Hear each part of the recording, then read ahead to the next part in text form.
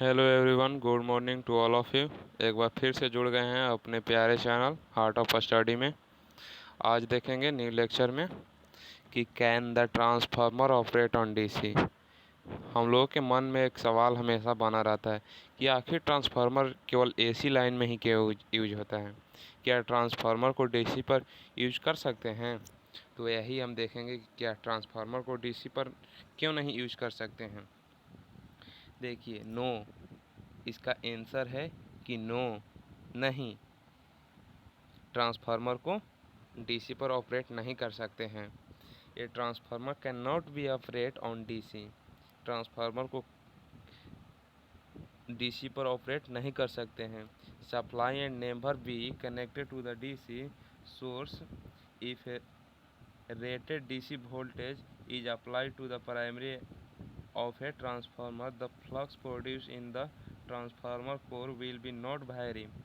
जब हम DC supply करेंगे तो हम जानते हैं कि डीसी जो सप्लाई होता है वैरी नहीं करता है, इसका मैग्नीट्यूड हमेशा सेम रहता है। ये कांस्टेंट मैग्नीट्यूड से सप्लाई को प्रोवाइड करता है। बट जो हमारा एसी सप्लाई होता है वो अल्टरनेटिव क्वांटिटी का होता है, जो हमेशा वैरी करते रहता है, जिसके कारण देखिए जब डीसी सप्लाई करेंगे तो ये कांस्टेंट होगा। प्राइमरी वाइंडिंग में जब सप्लाई को प्रोवाइड करेंगे तो यह हमारा फ्लैक्चुएट नहीं करेगा तो हमारा जो फ्लक्स होगा वो भी कांस्टेंट हो जाएगा, अब वैरी नहीं करेगा, but remain constant in the magnitude and therefore the no EMF will be induce in the secondary winding. तो हमारा जो ईएमएफ होगा, हम क्या कैसे ईएमएफ इंड्यूस होता है, तो Faraday law of electromagnetic induction. तो क्या बोलते हैं Faraday law, the relative motion between the conductor and magnet. या हम सुसज्जित तरीका से या अच्छे ढंग से बोलें तो बोल सकते हैं when even a current carrying conductor placed in the magnetic field. जब कोई भी करंट कैरिंग कंडक्टर को मैग्नेटिक फील्ड में प्लेस्ड करते हैं तो द रेट ऑफ, तो उसमें जब हम रेट ऑफ चेंज करते हैं फ्लक्स को तो उसमें ईएमएफ इंड्यूस होता है। तो फ्लक्स को हमको किसी तरह से चेंजिंग कराना है, तो किसी तरह चेंजिंग कराना है तो हम अल्टरनेटिव क्वांटिटी से फ्लक्स को चेंजिंग कराते हैं। बट यहाँ तो अल्टरनेटिव क्वांटिटी हम नहीं दिए हैं, हम दिए हैं क्या, डीसी कांस्टेंट सप्लाई। तो डीसी कांस्टेंट सप्लाई दिए हैं, तो कांस्टेंट सप्लाई देने से जो हमारा फ्लक्स वैरी करता था अब वह नहीं करेगा। तो नहीं करेगा तो हमारा जो ईएमएफ होगा वह सेकेंडरी वाइंडिंग में इंड्यूस ही नहीं होगा, accept at the moment of the switching on. यह एक ऑन स्विच की तरह वर्क करेगा।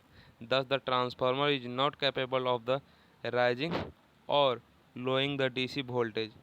या हम कह सकते हैं कि जो हमारा डीसी होता है वह कैपेबल नहीं है वोल्टेज को बढ़ाने और घटाने में।